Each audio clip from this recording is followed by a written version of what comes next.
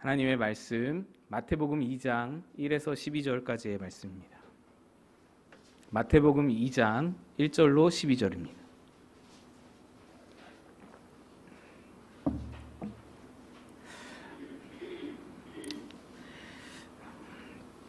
마태복음 2장 1에서 12절까지의 말씀을 교독하여 읽겠습니다. 헤롯 왕 때에 예수께서 유대 베들레헴에서 나심에 동방으로부터 박사들이 예루살렘에 이르러 말하되 유대인의 왕으로 나신 이가 어디 계시냐?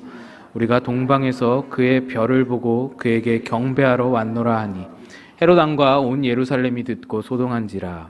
왕이 모든 대제사장과 백성의 서기관들을 모아 그리스도가 어디서 나겠느냐 물으니 이르되 유대 베들레헴이 오니 이는 선지자로 이렇게 기록된 바 또 유대 땅 베들레헴아 너는 유대 고을 중에서 가장 작지 아니하도다.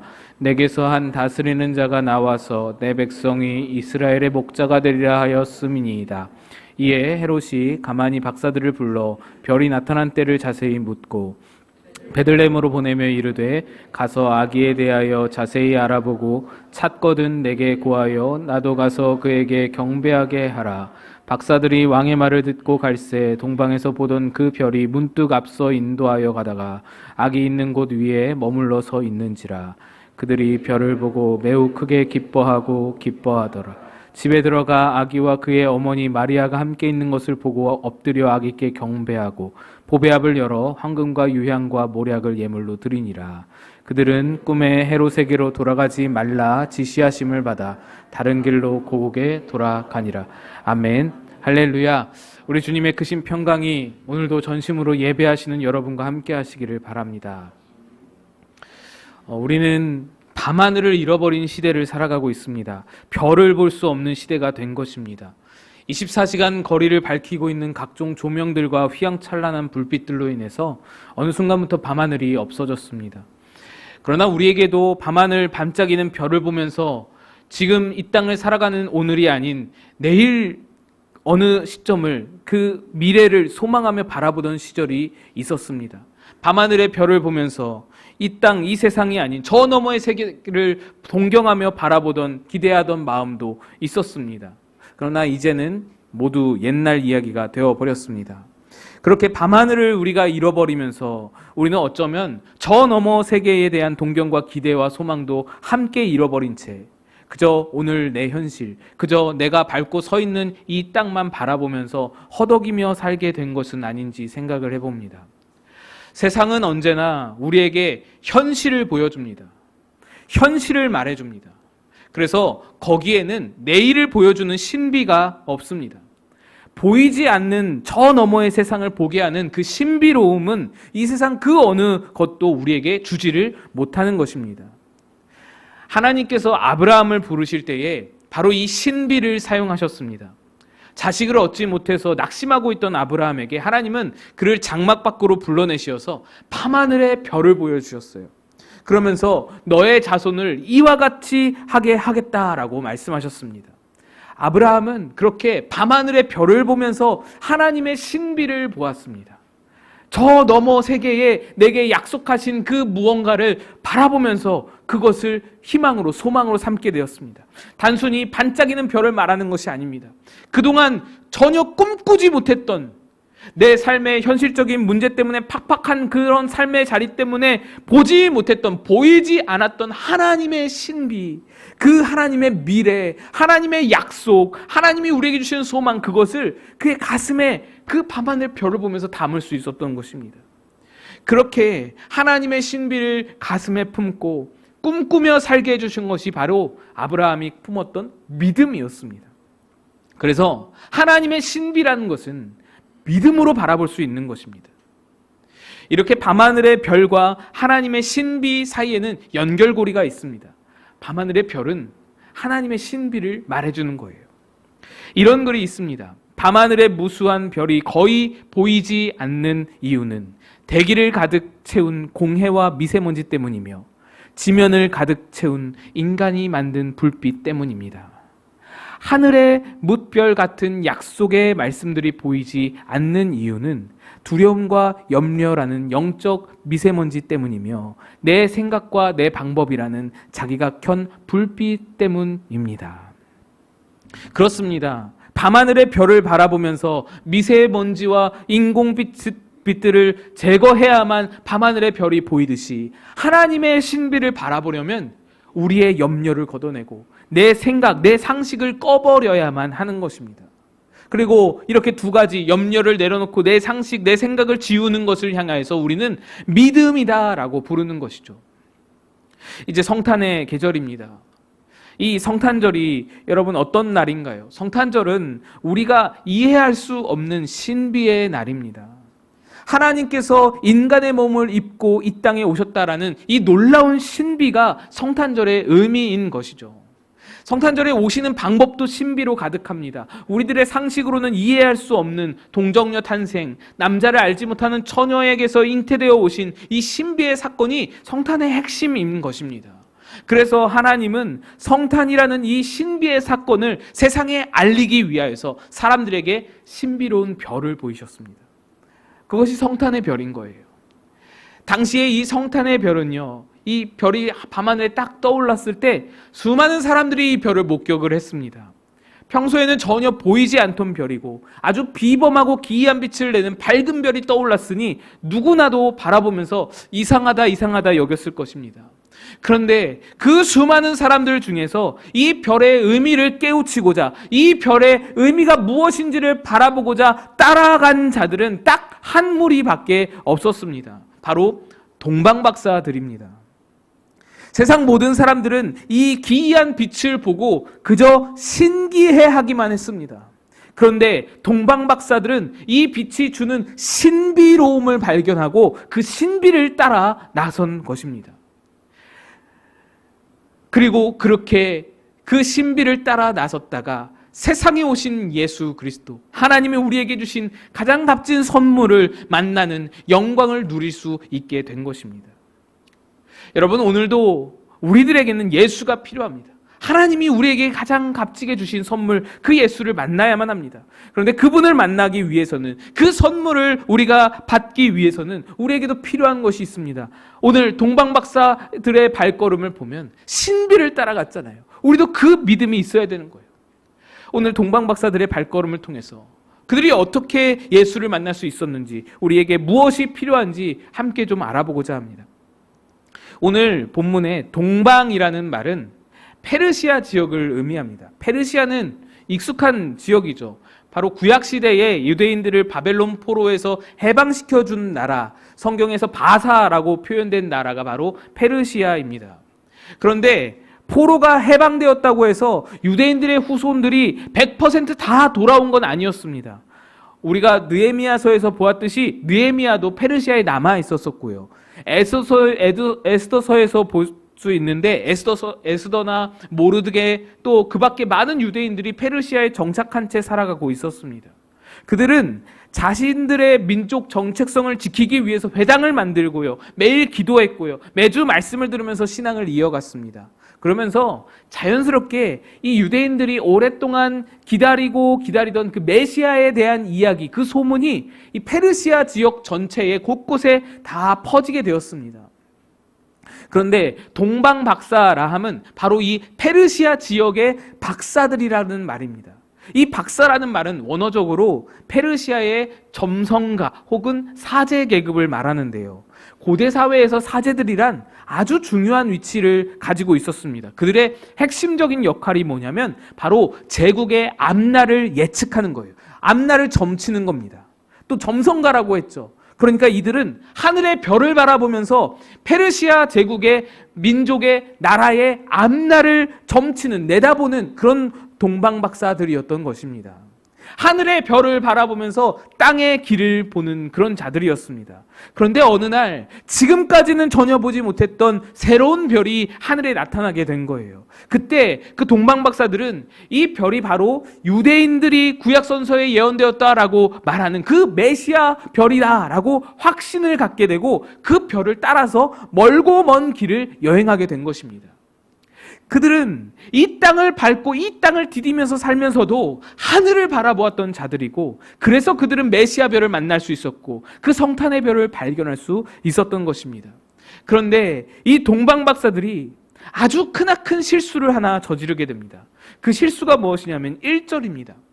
헤롯 왕 때에 예수께서 베들레헴에서 나심에 동방으로부터 박사들이 예루살렘에 이르러 말하되, 예수님은 베들레헴에서 나심에라고 말씀하는데 동방 박사들은 예루살렘에 이르렀다라고 합니다. 베들레헴과 예루살렘 다른 거예요. 그것도 예루살렘의 헤롯 왕 궁궐로 와버렸습니다. 예수님은 다윗의 동네 베들레헴에 나셨지 예루살렘에 나시지 않았는데 말이죠.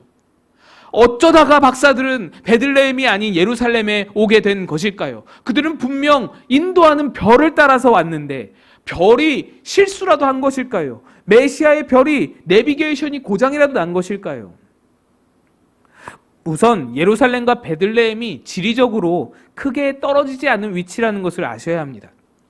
이 두 도시는 예루살렘이 북쪽, 베들레헴이 남쪽, 남북으로 거의 나란히, 거의 일직선상에 놓여 있게 되는데, 이 페르시아에서 출발한 동방 박사들의 경로가요, 유대 지역으로 들어오는 경로가 동에서 서쪽으로 이렇게 오는 것이 아니라, 여기는 다 광야기 때문에, 유대 지역 주변이 다 광야기 때문에 북쪽으로 올라와서 북쪽에서 예루살렘 저 북쪽 팔레스틴 저 북쪽에서 이렇게 예루살렘 쪽으로 남으로 내려오게 되어 있습니다. 자, 그럼 여러분 좀 그림이 그려지시죠? 동방 박사들이 북쪽에서 남쪽으로 걸어갑니다. 남쪽 하늘에 별이 떠 있어요. 그런데 예루살렘과 베들레헴이 남북으로 거의 크게 위치가 멀지 않은 상에서 예루살렘, 베들레헴 이렇게 일직선상에 위치해 있다 보니 이 별이 남쪽 하늘에 있는데 동방 박사들이 보기에 이 별이 예루살렘 위에 떠 있는 건지 베들레헴, 더 남쪽 베들레헴에 있는 건지 잘 분간하기가 어려운 상황이었습니다. 거기다가 중요한 부분이 있는데, 별은 밤에만 볼 수 있는 것이죠. 낮에는 별이 감추어져 안 보인다라는 것입니다. 그러니 이 동방 박사들이 예루살렘과 베들레헴을 충분히 헷갈릴 수 있었던 거예요. 그런데 여기에 다른 어떤 이유보다 아주 결정적인 이유가 하나 더 있었습니다. 베들레헴이 아닌 예루살렘으로 찾아간 이유. 바로 동방 박사들이 자기 나름대로의 상식과 판단으로 예루살렘을 선택했다라는 겁니다. 오래전에 성경에 예언된 유대인의 왕이 태어난다라는데, 여러분 상식적으로 생각해 보세요.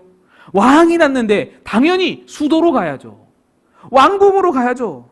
왕은 왕궁에서 나야 하는 겁니다. 그게 일반적인 상식입니다. 동방 박사들은 별이 예루살렘 근방에 어떻게든 예루살렘 근처에 떠 있는 걸 보고는 이론의 여지가 없이 당연히 예루살렘에 왔구나, 예루살렘에 메시아가 나셨구나 확신을 했던 것입니다. 그런데 정작 예루살렘에 도착해보니 거기에 메시아가 없는 거예요. 예수님이 계신 것이 아니라 이 땅의 실제 통치자인 헤롯이 있었던 것입니다. 그리고 이 상식적 선택의 결과는 어마어마한 참혹한 비극을 낳게 되었습니다. 현재 로마에게 권한을 위임받아서 유대를 통치하는 왕은 헤롯 한 명뿐입니다. 유대 지역 전체에 그 말고는 다른 왕이 있을 수도 없고 있어서도 안 됩니다. 그런데 그 왕 헤롯이 있는 궁궐로 페르시아 저 멀리서부터 박사들이 와서는 태어나신 유대인의 왕을 찾습니다, 이렇게 말을 하니 헤롯이 이 얼마나 충격적인 일이에요. 얼마나 날벼락이었겠습니까? 그래서 오늘 말씀 3절에 보시면 헤롯 왕과 온 예루살렘이 듣고 소동한지라 라고 되어 있습니다. 헤롯뿐만 아니라 온 예루살렘이 다 난리가 난 거예요. 당연하죠. 헤롯이 어떻게 차지한 왕위인데요, 어떻게 지켜온 왕권인데요, 자신이 왕위가 위협받을 수 있다라는 그런 말이잖아요. 페르시아로부터 그런 소식이 들려지는데 이 난리가 날만한 것이죠. 그래서 헤롯이 무슨 일을 벌이나요? 베들레헴 온 지역에 2살 아래 남자아이들, 그 핏덩이 같은 그 아기들을 모조리 다 살육해버리는 그런 비참한 일이 벌어지게 되는 것입니다. 물론 이 일은 헤롯의 악함입니다. 권력의 눈이 먼 헤롯의 죄입니다. 그러나 그 빌미를 제공한 것은 바로 동방 박사들이었던 것입니다. 정확히 말하면 동방박사들의 머릿속에 틀어박혀 있던 그 상식이라는 이름의 그 자기 생각들, 자기 판단들이 이 엄청난 비극의 빌미를 제공했다라는 것이죠. 별이 안 보이는 낮 시간 동안에 별이 떠오르기를 잠잠히 기다리고 끝까지 별의 인도함을 의지했던 것이 아니라 내 상식을 따라 유대인의 왕이 오시려면 왕국의 나심이 분명하지라고, 그게 상식이야라고 생각하여서 왕궁으로 찾아갔기에 비극이 일어나 버린 것입니다. 미국의 사회학자 던컨 와츠라는 사람의 상식의 배반이라는 책에 이런 글이 있습니다. 상식은 우리가 세상을 이해하도록 도와주기도 하지만 동시에 세상을 이해하는 우리의 능력을 심각하게 약화하는 모순을 안고 있다. 상식이라는 말은 안정적이고 합리적입니다. 상식은 분명 필요한 것입니다. 우리 사회가 잘 안정적으로 운영되려면 건강한 상식은 너무나 중요한 일입니다. 그런데 때때로 이 상식이 우상이 될 수 있다는 것을 우리가 기억해야 합니다. 상식선에서만 적당히 결정하고 상식선에서만 선택하다 보면 거기에는 하나님의 놀라운 역사는 빠질 수밖에 없는 거예요. 여러분, 성경을 보세요. 성경에는 상식을 뛰어넘는 이야기들이 얼마나 많은지요. 성경의 첫 시작부터가 상식을 넘어섭니다. 태초에 하나님이 천지를 창조하시니라. 하나님이 말씀으로 온 천지를 창조하신 거예요. 성경은 상식 밖의 일로 시작하고 상식 밖의 일을 말하다가 상식 밖의 일로 마무리되는 게 성경입니다. 그래서 그리스도인은 상식을 갖고 상식을 지닌 자로 상식대로 살되 때때로 상식을 뛰어넘는 신비를, 하나님의 신비를 믿음으로 바라볼 수도 있어야 하는 것입니다. 상식에만 갇혀 있으면 그 삶은 식상이 되어버리고 나가 믿음과는 전혀 거리가 먼 삶을 살기 십상인 것입니다. 믿음의 역사를 경험할 수 없는 삶이 되어버리는 겁니다. 우리가 기다리는 성탄은 상식이 아닌 신비로 가득한, 신비로 이루어진 그런 날입니다. 이 성탄을 맞이하면서 여러분의 마음에는 상식과 신비 중에 무엇을 바라보고 무엇을 따라가고 있으신가요? 지난 한 주간에 우리는 너무나 괴로운 시간을 보냈습니다. 지금도 여전히 슬픔과 아픔이 우리의 마음을 가득히 메우고 있습니다. 사랑하는 류승현 집사님께서 너무나 갑작스럽게 병세가 악화되시고 또 너무나 갑작스럽게 우리 곁을 떠나가셨습니다. 이해가 안 되죠. 납득이 안 됩니다. 그렇게 기도하시고 그렇게 찬양하시고 그렇게 예배하셨는데 절망이고 좌절입니다. 답답함을 이루 말할 수가 없는 것입니다. 그래서 실제로 어떤 분은 저에게 하나님이 계신 것이 맞습니까? 라고 묻기도 하십니다. 얼마나 슬프고 얼마나 힘들고 얼마나 아프면 그런 말씀 하실까 싶기도 합니다. 그런데 여러분, 그건 믿음이 아니에요.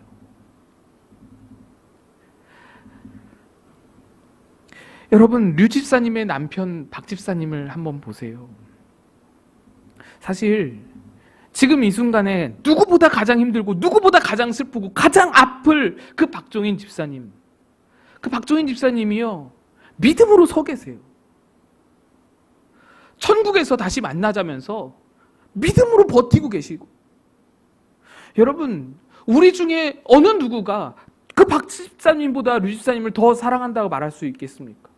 우리 중에 어느 누구가 박 집사님보다 류 집사님을 더 아낀다고 말할 수 있겠습니까? 박 집사님보다 류 집사님 더 사랑했다면 하나님이 원망할 만해요. 박 집사님보다 류 집사님 더 아끼셨다면 하나님 계시느냐고 물어볼 만하죠. 그런데 아니잖아요. 누구보다 류 집사님 사랑했던 그의 남편이 천국에서 만나자라면서 믿음으로 서 계시는데 우리가 뭔데, 우리가 뭐라고 하나님이 없느니 있느니 말할 수 있겠습니까? 그게요, 사실은 다 인간의 상식인 거예요. 인간의 상식으로 보면요, 류 집사님 끝난 것처럼 보이잖아요. 아니, 끝났죠. 끝이죠. 여러분, 상식적으로 한번 바라보세요. 끝이잖아요. 뭐가 더 있나요? 아무것도 못하고 계세요. 눈도 못 뜨시고 말씀도 못 하십니다. 끝이라고 생각하니 어떻게 느껴지나요? 그동안 열심히 하셨던 거, 그동안 신앙생활 하신 거, 다 아깝게 느껴지죠. 그동안 헛되게 기도하고 헛되게 찬양하고 헛되게 교회 다닌 것처럼 그렇게 느껴지는 거예요. 그렇게 기도를 했는데, 그렇게 열심히 했는데, 그렇게 성경을 쓰고 그렇게 열심히 신앙생활을 했는데 건강 하나 얻지 못하고 그렇게 가셨다라는 생각이 우리 마음에 가득히 차오르는 것이죠. 저렇게 허망하게 끝날 거 뭐하러 그렇게 예배하고 뭐하러 그렇게 하나님께 매달리고 뭐하러 그렇게 기도했나 싶으신 거죠. 그런데 여러분 중에서 지금 류 집사님이 이 순간에 어디에 계신지, 무엇을 하고 계신지, 어떤 상태에 계신지 여러분 아시는 분 계신가요? 아니, 류 집사님뿐만 아니라 우리 김현숙 권사님, 우리 김창인 권사님, 그 돌아가신 이후의 모습, 그 이후의 삶, 그 이후의 생애, 그 이후에 어떤 상태로 계신지를, 그 죽음 이후의 순간을 1분이라도, 아니 단 1초만이라도 여러분 보시고 목격하신 분이 계신가요? 잠깐이라도, 꿈결이라도 그분들의 사후 세계, 사후의 상태들에 대해서 경험하신 분이 계신가요? 없잖아요. 아무도 못 봤잖아요. 아무도 모르시잖아요. 그런데 그게 어떻게 끝이라고 장담하시나요?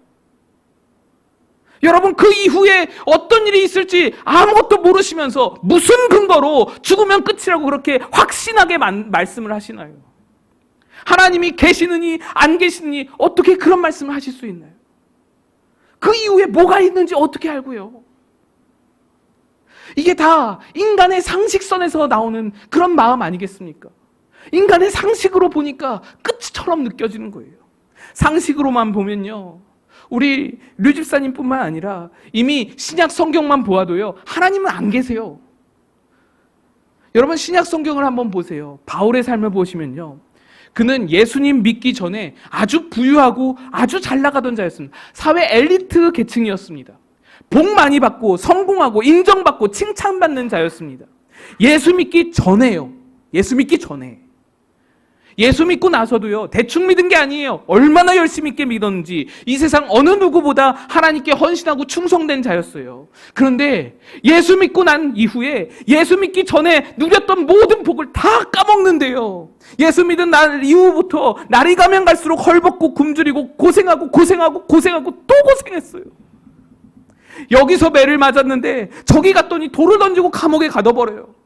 가는 곳마다 사람들이 죽일 듯이 달려오는 거예요. 그런데도 이 바울이 참고 또 참고 예수를 위해서 끝까지 살았습니다. 여러분, 이쯤 되면요, 우리의 상식적으로 어떤 생각이 드나요? 뭘 좀 주셔야죠, 하나님. 뭘 좀 보상을 해주셔야 되잖아요. 바울이 얼마나 열심으로 사는데요. 그런데 아무것도 안 주신다니까요. 심지어 자기 몸에 가시 좀 걷어달라고, 여기 가시 있으니 이것 좀 걷어달라고 3번을 작정하고 기도했습니다. 작정 기도는 하루 이틀 기도하는 걸 말하는 게 아니에요. 심각하게 마음을 정하고 결단하고 심각하게 작정하고 기도에 들어갔던 거예요. 그런데 그마저도 안 들어주신 거예요. 그렇다면 그 바울이 죽을 때라도 좀 편히 죽을 수 있어야 되잖아요. 죽을 때 복이 얼마나 큰 복입니까? 그 복이라도 누릴 수 있어야 되잖아요. 그런데 바울이 어떻게 죽나요? 죽는 것도 도끼로 목 잘려서 죽었어요. 그뿐인가요, 여러분? 바울보다 더한 이가 계시죠. 하나님의 아들이신 예수님을 바라보세요. 하나님의 아들. 자기 아들이라고요. 자기 아들인데도 우리 상식적으로 볼 때 좋은 거, 행복한 거, 화려한 거 하나도 안 주셨어요. 한 개도 안 주셨어요. 마구간에 태어나가지고 말구유에 눕히시더니 목수일하면서 평범하게 살게 하고 부와 영광, 존귀 하나도 못 누리게 하고는 마지막 순간까지도 너무 처참히 비참히 너무 부끄럽게 창피하게 모욕과 조롱 당하면서 그렇게 죽도록 내버려 두셨어요. 여러분, 신약 성경에 그 어떤 인물이 예수 믿고 나서 부유하고 잘 되고 잘 먹고 잘 살았다, 여러분 그런 사람 아무도 없습니다. 한 명도 없어요. 신약 성경에. 신약 성경에 부자가 나오죠. 부자가 있어요. 예수님의 제자 중에도 부자가 있어요. 그런데 그들은 예수 믿기 이전부터 부유했던 것이지 예수 믿고 나서 복받고 잘된 사람 신약 성경에는 하나도 없습니다.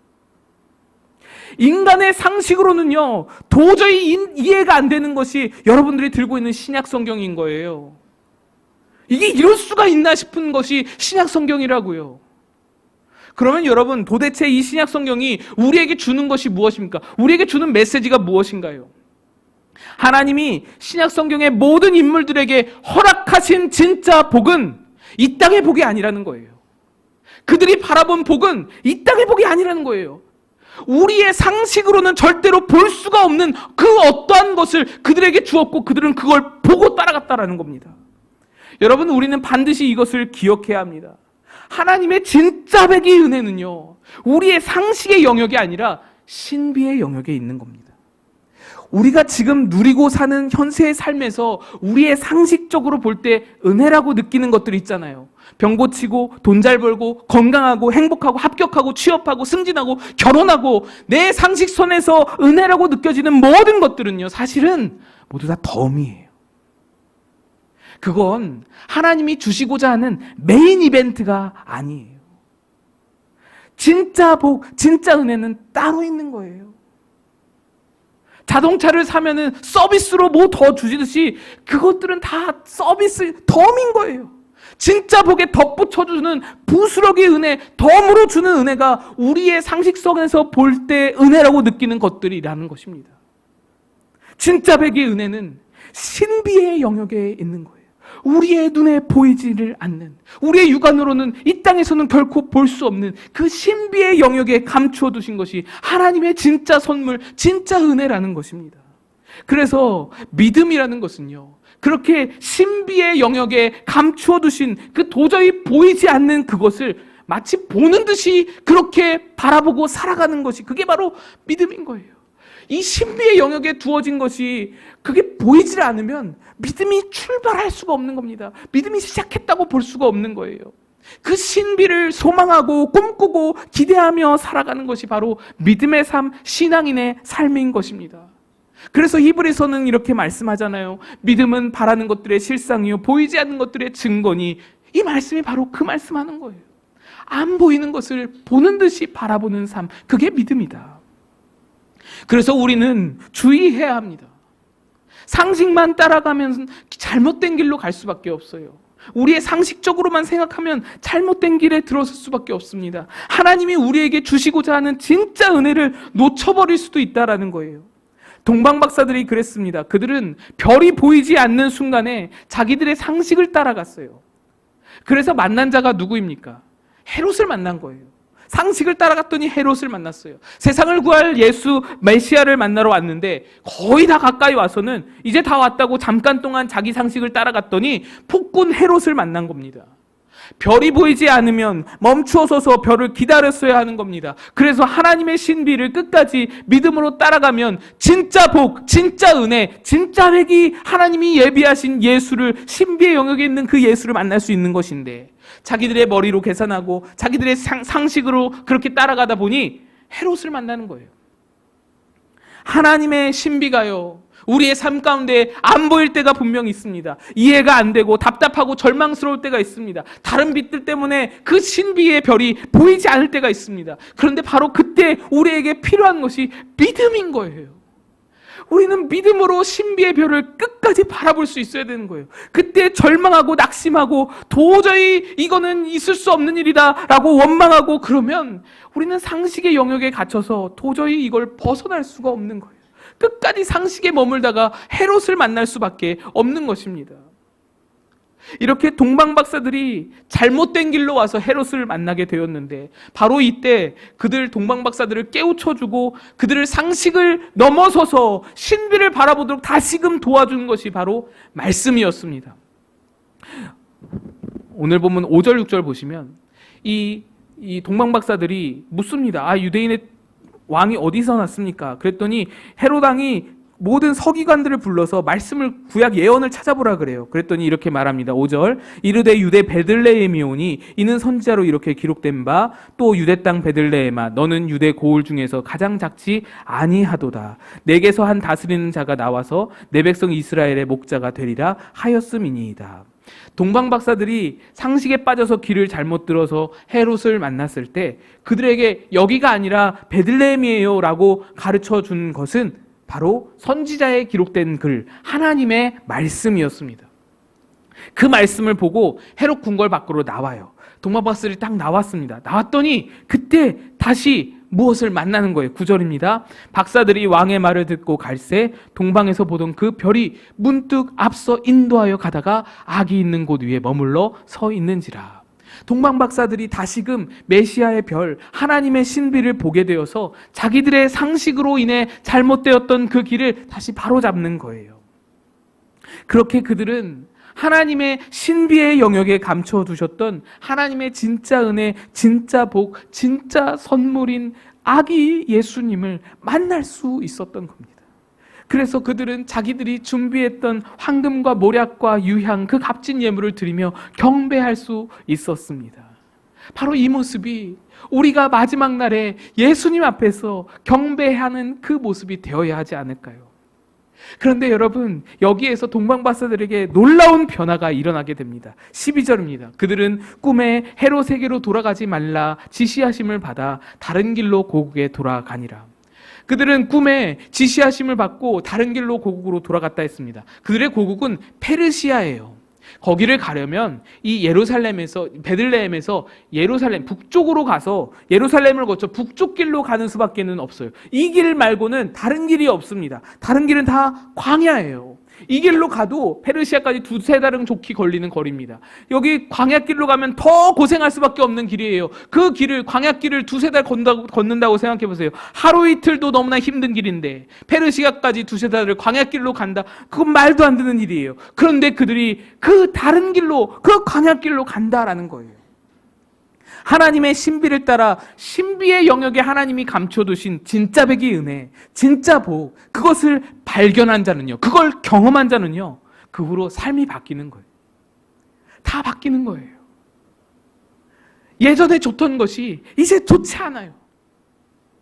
좋은 길이 아니더라도, 광야길이더라도 내가 자원하여서 주저함 없이 걸어갈 수 있는 거예요. 그 능력이 생기는 겁니다. 이제 신비를 따라서 진짜 복을 경험한 자들이 상식이 아닌 신비를 따라서 갈 수 있는 거예요. 상식을 넘어서 신비를 바라보며 이 땅의 고통과 아픔을 초월하여서 살아갈 수 있게 되는 거예요.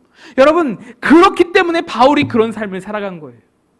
그렇기 때문에 신약 성경의 모든 인물들이 다 그렇게 상식을 넘어서 신비를 바라보며 신비를 따르는 삶을 믿음으로 살아갈 수 있었던 것입니다.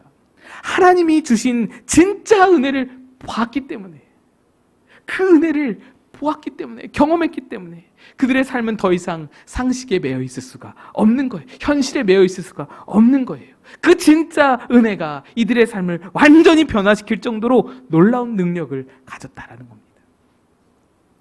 여러분, 성탄은 상식으로 이루어진 사건이 아니라 신비의 영역에 있는 사건입니다.